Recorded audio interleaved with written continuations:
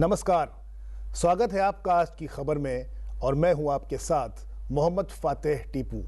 अगले आधे घंटे में देखेंगे देश और दुनिया की तमाम बड़ी और अहम खबरें, लेकिन सबसे पहले नजर सुर्खियों पर। प्रधानमंत्री नरेंद्र मोदी की एआई और डीप टेक स्टार्टअप्स के सीईओ के साथ बैठक। भारत केंद्रित समाधान विकसित करने पर चर्चा। भारत की आवश्यकताओं के अनुरूप समाधान विकसित करने की अपील। स्टार्टअप्स ने इंडिया एआई इंपैक्ट समिट की सराहना। अमेरिका के नेतृत्व वाले रणनीति गठजोड़ पैक्स सिलिका में शामिल हुआ भारत। दिल्ली में इंडिया एआई इंपैक्ट समिट में पैक्स सिलिका घोषणा पत्र पर हस्ताक्षर। भारत में संपूर्ण सेमीकंडक्टर इकोसिस्टम स्थापित करने में होगा सहायक। इंडिया एआई इंपैक्ट समिट में भाग लेने वाले सीईओ और प्रतिनिधियों ने उपराष्ट्रपति से की मुलाकात।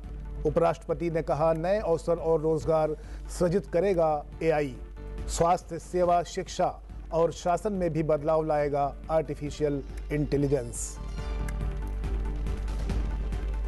डीप फेक और भ्रामक सूचना और लोकतंत्र के लिए गंभीर खतरा। एआई फॉर डेमोक्रेसी विषयक सत्र में लोकसभा अध्यक्ष ओम बिरला का संबोधन। कहा, एआई में लोकतंत्र को अधिक पारदर्शी, जवाबदेह और जन केंद्रित बनाने की क्षमता। दिल्ली में निर्यात प्रोत्साहन मिशन का शुभारंभ। वाणिज्य और उद्योग मंत्री पीयूष गोयल ने कहा, अगले 25 वर्षों में देश को सबसे तेजी से बढ़ती अर्थव्यवस्था बनाए रखने में निर्यात की होगी अहम भूमिका। 2047 तक विकसित भारत के सपने को साकार करने में मिलेगा योगदान।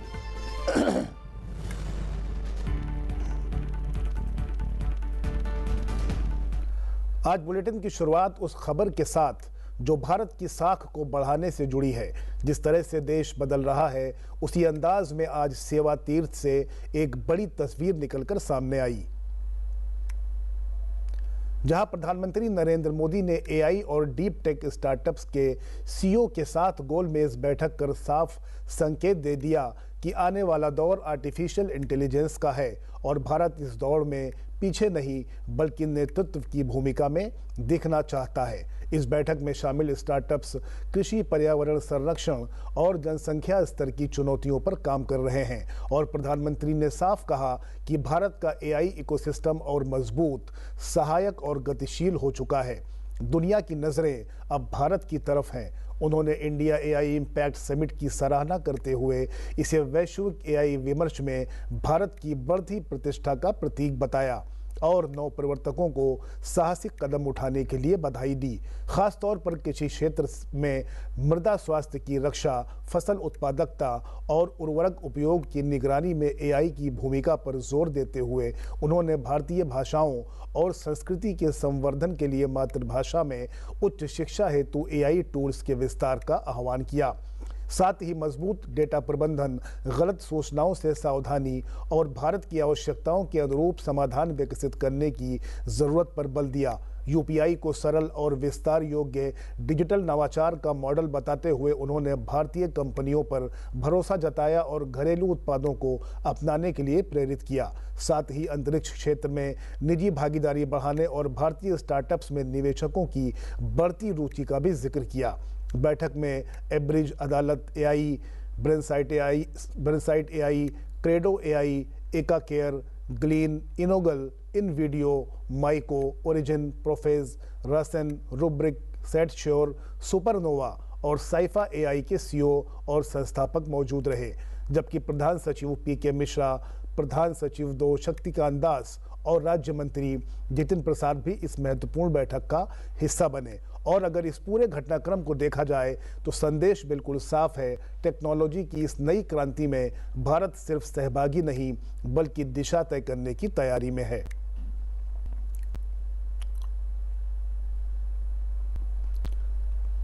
अब बात उन अहम बैठकों की करते हैं जो भारत की कूटनीति सफलता का साफ संदेश दे रही है।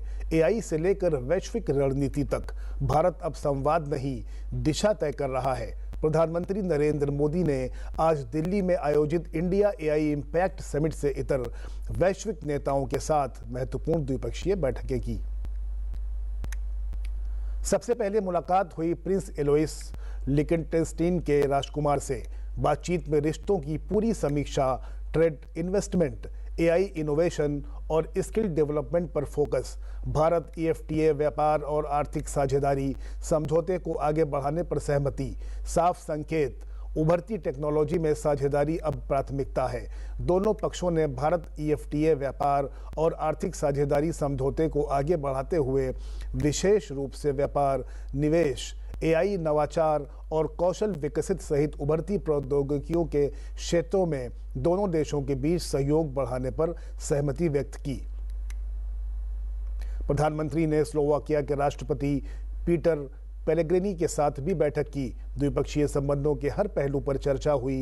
व्यापार, निवेश, डिजिटल टेक्नोलॉजी, रक्षा, अंतरिक्ष, ऊर्जा, संस्कृति और लोगों के बीच संबंध। दोनों नेताओं ने भारत यूरोपीय संघ मुक्त व्यापार समझौते और संयुक्त व्यापक रणनीतिक एजेंडा 2030 से पैदा हुई नई गति का स्वागत किया। खास जोर डिजिटल सेक्टर में भारत स्लोवाक सहयोग को नई ऊंचाई देने पर रहा। संयुक्त राष्ट्र महासचिव एंटोनियो गुटेरेस के साथ भी प्रधानमंत्री की अहम द्विपक्षीय बैठक हुई। वैश्विक चुनौतियों, सतत विकास और तकनीकी सहयोग पर व्यापक चर्चा हुई। प्रधानमंत्री नरेंद्र मोदी ने मॉरिशस के प्रधानमंत्री नवीन रामगुलाम के साथ द्विपक्षीय बैठक की। प्रधानमंत्री ने श्रीलंका के राष्ट्रपति अनुराग कुमारा दिसानायके के साथ द्विपक्षीय वार्ता की। दोनों पक्षों के बीच क्षेत्रीय स्थिरता, आर्थिक सहयोग और आपसी साझेदारी को मजबूत करने पर सहमति बनी। प्रधानमंत्री नरेंद्र मोदी ने ओपन एआई के सीईओ सैम ऑल्टमैन के साथ द्विपक्षीय बैठक की।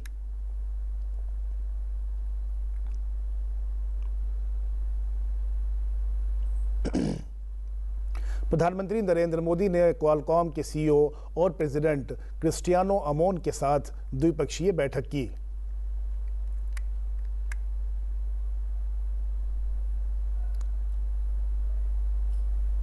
दुनिया में टेक्नोलॉजी की दौड़ किस रफ्तार से आगे बढ़ रही है और इस दौड़ में भारत कहां खड़ा है, आज इस बारे में सबको पता चला। आज दिल्ली में जो हुआ वो सिर्फ एक हस्ताक्षर समारोह नहीं था, वो भारत की टेक्नोलॉजी ताकत का ऐलान था।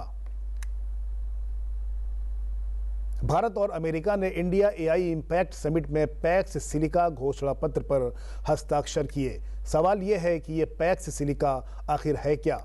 सीधा मतलब समझिए, ये समझौता महत्वपूर्ण खनिजों, सेमीकंडक्टर निर्माण और तेजी से विकसित हो रही आर्टिफिशियल इंटेलिजेंस की दुनिया में भारत और अमेरिका के रिश्तों को नई ऊंचाई देगा। यानी अब सिलिकॉन की ताकत से वैश्विक टेक्नोलॉजी इकोसिस्टम और ज़्यादा सुरक्षित और मजबूत बनेगा। केंद्रीय इलेक्ट्रॉनिक्स और आईटी मंत्री अश्विनी वैष्णव ने साफ शब्दों में कहा, भारत अब पीछे चलने वाला देश नहीं है, भारत नेतृत्व करेगा। उन्होंने बताया कि भारत आज दुनिया की सबसे जटिल 2 नैनोमीटर चिप्स डिज़ाइन कर रहा है। सोचिए, जो तकनीक दुनिया की गिनी चुनी कंपनियों के पास है, उसे भारत के युवा डिज़ाइन कर रहे हैं। सेमीकंडक्टर इंडस्ट्री को 10 लाख से ज़्यादा कुशल लोगों की ज़रूरत है और मंत्री का दावा है कि ये ज़रूरत भारत अपने ही टैलेंट से पूरी करेगा। 315 विश्वविद्यालयों और कॉलेजों के छात्र आज चिप डिज़ाइन कर रहे हैं। We are laying the foundation for the young generation.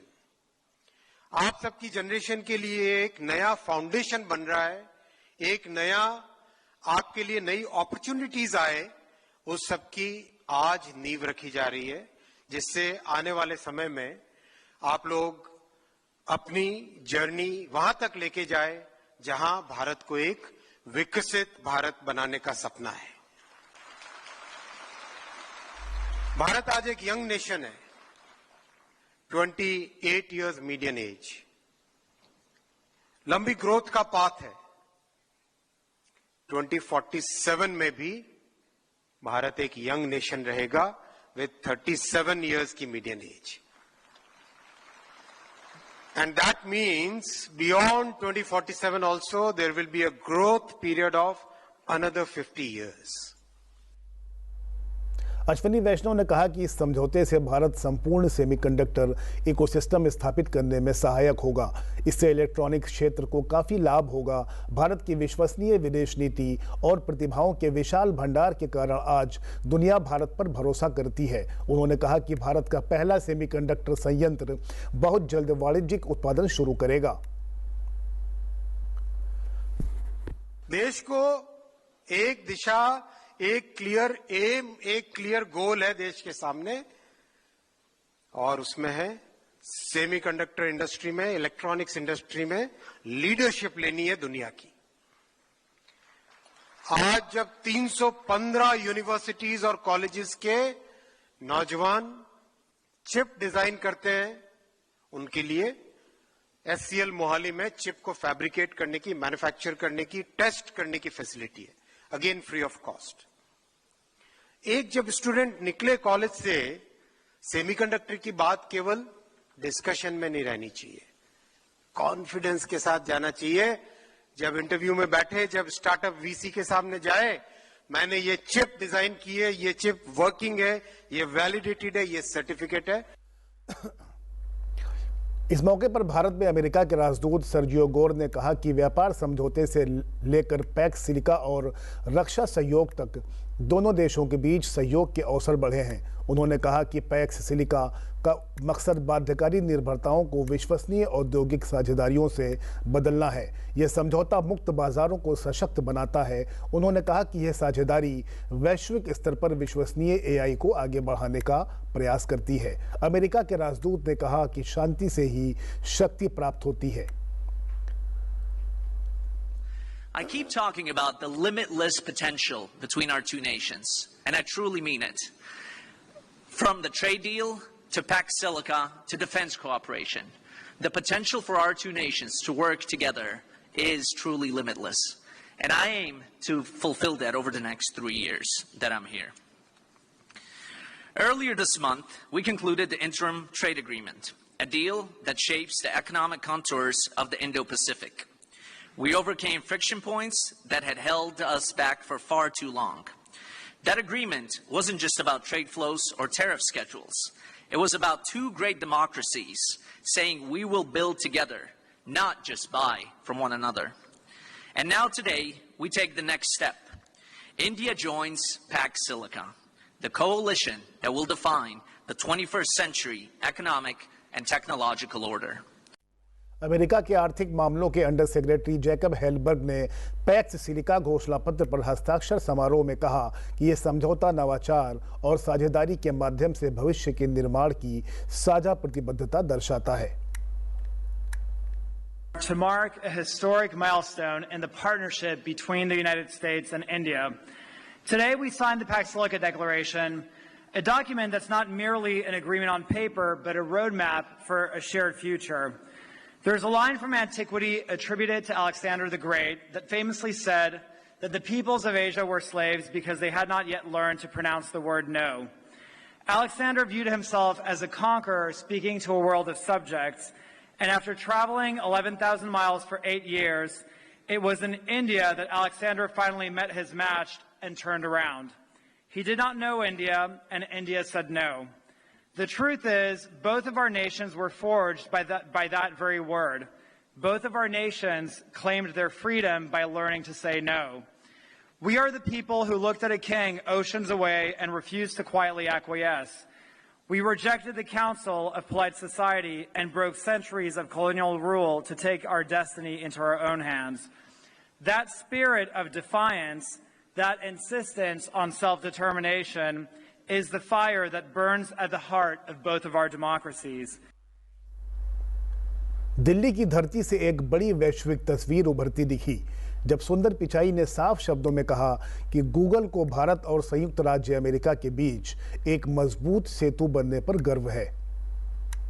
Delhi में आयोजित इंडिया एआई इम्पैक्ट समिट के मंच से उन्होंने ये संदेश दिया कि आने वाला दौर आर्टिफिशियल इंटेलिजेंस का है और इस दौर की दिशा तय करने में भारत अमेरिका साझेदारी निर्णायक भूमिका निभाएगी।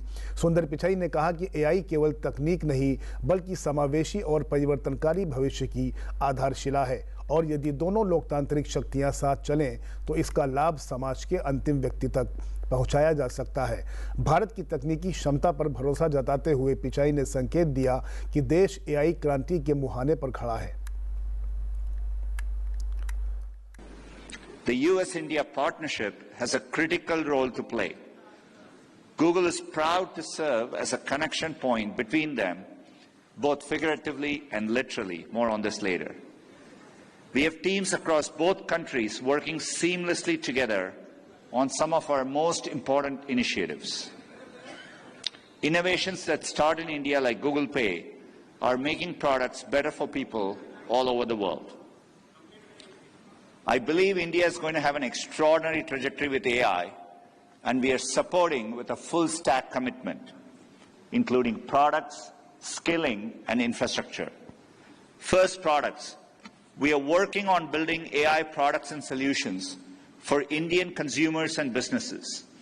To empower India's incredible developer community, we've already contributed 22 Gemma models to AI Kosh. And we are working closely with the government to bring AI applications with real-world impact, be it through delivering timely monsoon forecasts to farmers, helping healthcare workers screen for diseases like diabetic retinopathy, or making information and services accessible in more languages. Our commitment extends to reimagining the products people use every day. India AI impact summit 2026 में भाग लेने वाले CEO और प्रतिनिधियों के एक समूह ने उपराष्ट्रपति भवन में उपराष्ट्रपति सीपी राधाकृष्णन से मुलाकात की। इस मौके पर उपराष्ट्रपति ने विचार साझा करते हुए कहा कि कृत्रिम बुद्धिमत्ता किस प्रकार वैश्विक कार्य परिदृश्य को मौलिक रूप से बदल रही है, नए अवसरों के द्वार खोल रही है। उन्होंने स्वास्थ्य सेवा, शिक्षा और रोजगार जैसे प्रमुख क्षेत्रों में एआई की परिवर्तनकारी क्षमता पर कहा कि भारत बड़े पैमाने पर एआई संचालित नवाचार और तैनाती से लाभ उठाने के लिए विशिष्ट रूप से तैयार है। उन्होंने एक मजबूत और सहयोगात्मक एआई इकोसिस्टम के निर्माण में निरंतर सहयोग के लिए भारत एआई मिशन के प्रति आभार भी व्यक्त किया। उपराष्ट्रपति ने कहा कि एआई सटीकता बढ़ाती है, काम को आसान बनाती है और समाज को व्यापक रूप से सार्थक फायदा पहुंचाती है।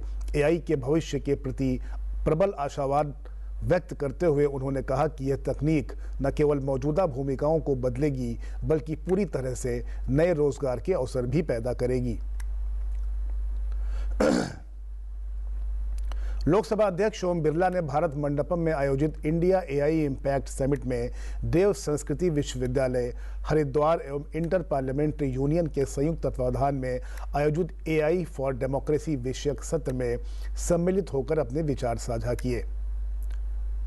सर्वजन हिताय सर्वजन सुखाय की भारतीय भावना से प्रेरित यह शिखर सम्मेलन समावेशी विकास, मानव केंद्रित नवाचार और वैश्विक हित के लिए कृत्रिम बुद्धिमत्ता के प्रभावी उपयोग के प्रति भारत की प्रतिबद्धता को रेखांकित कर रहा है। भारत की संसद में डिजिटल संसद और संसद भाषिनी जैसे नवाचार अब देश के किसी भी नागरिक को अपनी भाषा में संसदीय चर्चाएं सुनने समझने की सुविधाएं प्रदान कर रहे हैं, जिससे लोकतंत्र में पारदर्शिता और पहुंच दोनों सशक्त हुई है।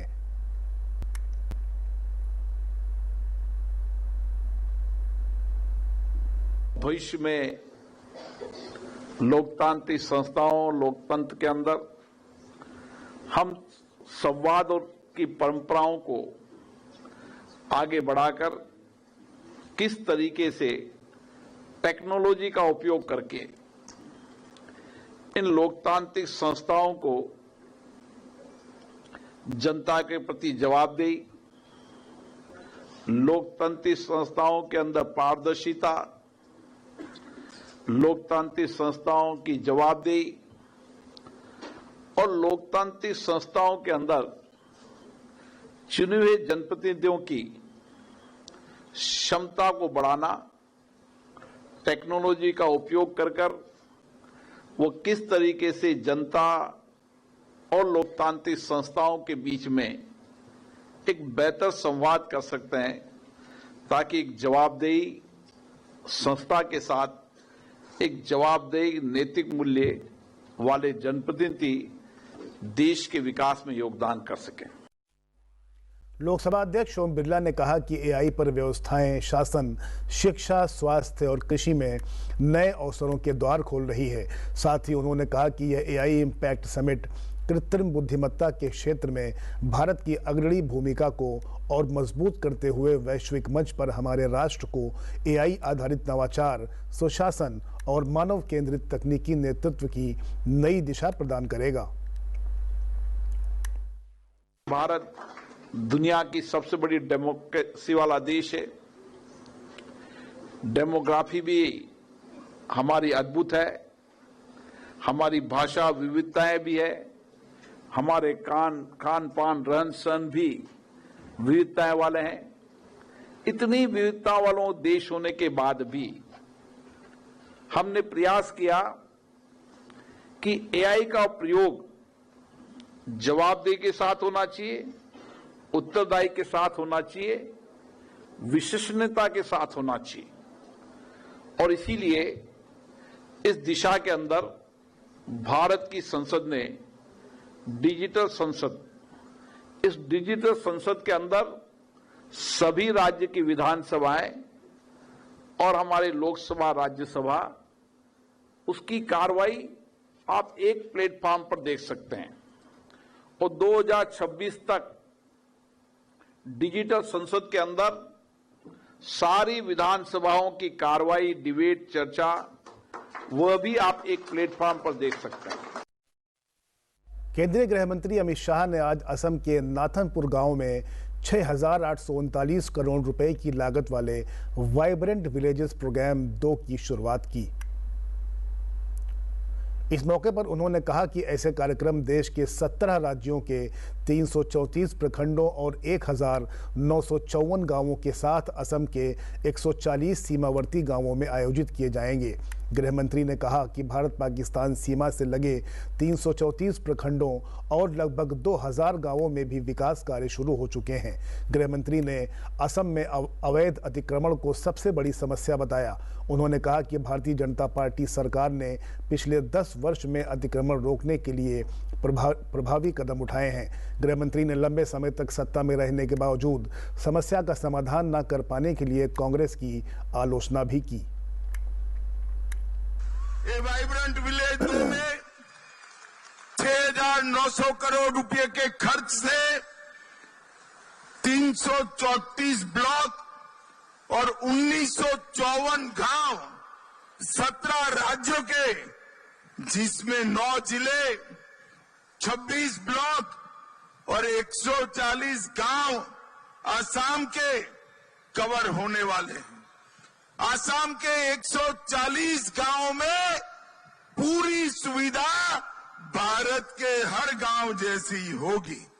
और इसके साथ साथ अरुणाचल, बिहार, गुजरात, जम्मू कश्मीर, लद्दाख, मणिपुर, मेघालय, मिजोरम, नागालैंड, पंजाब, राजस्थान, सिक्किम, त्रिपुरा, उत्तराखंड, उत्तर प्रदेश और पश्चिम बंगाल, पाकिस्तान और बांग्लादेश की सटी हुई सीमा के लगभग 334 ब्लॉकों में 2000 के आसपास गांवों का विकास का इस 7,000 करोड़ रुपए का कार्यक्रम आज यहां पर शुरू हो रहा है। वाणिज्य और उद्योग मंत्री पीयूष गोयल ने कहा कि भारत सही राह पर है। अगले 25 वर्षों में देश को सबसे तेजी से बढ़ती अर्थव्यवस्था बनाए रखने में निर्यात की अहम भूमिका होगी।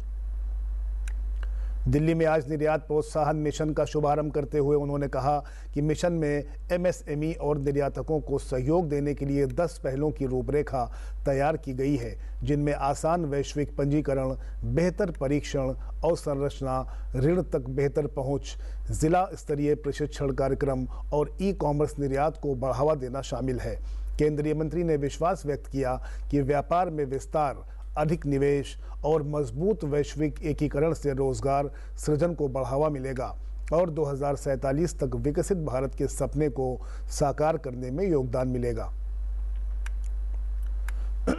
The benefits of global trade should reach every MSME. every entrepreneur, every startup, big or small. Our effort is that new products go from India to, or new services go across continents. Our effort is that new markets are captured. Our effort is to promote new exporters, encourage our young men and women to look at going across to different countries and making a mark for India, showcasing our strengths. And it is with that larger objective, dovetailed with our efforts to promote investment, to promote tourism, to promote technology coming to India, to promote new age businesses in a bigger way. आइए एक नजर डालते हैं कुछ और अहम खबरों पर। राष्ट्रपति, उपराष्ट्रपति, प्रधानमंत्री, लोकसभा अध्यक्ष और गृह मंत्री ने अरुणाचल प्रदेश के स्थापना दिवस पर शुभकामनाएं दी हैं। सांस्कृतिक रूप से समृद्ध और पारिस्थितिक रूप से विविध यह राज्य हिमालय की प्राकृतिक सुंदरता, अपार जैव विविधता, खूबसूरत मठों, घने जंगलों और जीवंत आदिवासी परंपराओं और अनूठे त्योहारों से परिपूर्ण है। राष्ट्रपति, उपराष्ट्रपति, प्रधानमंत्री, लोकसभा अध्यक्ष और गृह मंत्री ने मिजोरम के स्थापना दिवस पर लोगों को शुभकामनाएं दी हैं। मिजोरम को अद्भुत प्राकृतिक सुंदरता और विविध भूदृश्यों का आशीर्वाद प्राप्त है। राष्ट्रपति द्रौपदी मुर्मू, प्रधानमंत्री नरेंद्र मोदी और लोकसभा अध्यक्ष ओम बिरला समेत कई हस्तियों ने शिलांग से लोकसभा सांसद डॉक्टर रिकी एंड्रयू जय सिंह कौन के निधन पर शोक व्यक्त किया। डॉक्टर सिंह कौन ने मेघालय के विकास में योगदान दिया और जन कल्याण के लिए काम किया। केंद्रीय कृषि और किसान कल्याण मंत्री शिवराज सिंह चौहान ने आज दिल्ली में ब्राजील के कृषि मंत्री कार्लोस फवारो के साथ मुलाकात की। बैठक के दौरान ब्राजील के कृषि मंत्री और उनकी टीम के साथ कृषि क्षेत्र में उपयोगी चर्चा हुई। भारतीय कृषि अनुसंधान परिषद ICAR और ब्राजील के समकक्ष कई क्षेत्रों में सहयोग करेंगे। इस खास पेशकश में बस इतना ही। मुझे दीजिए मेरी पूरी टीम के साथ इजाजत और देखते रहिए संसद टीवी। नमस्कार।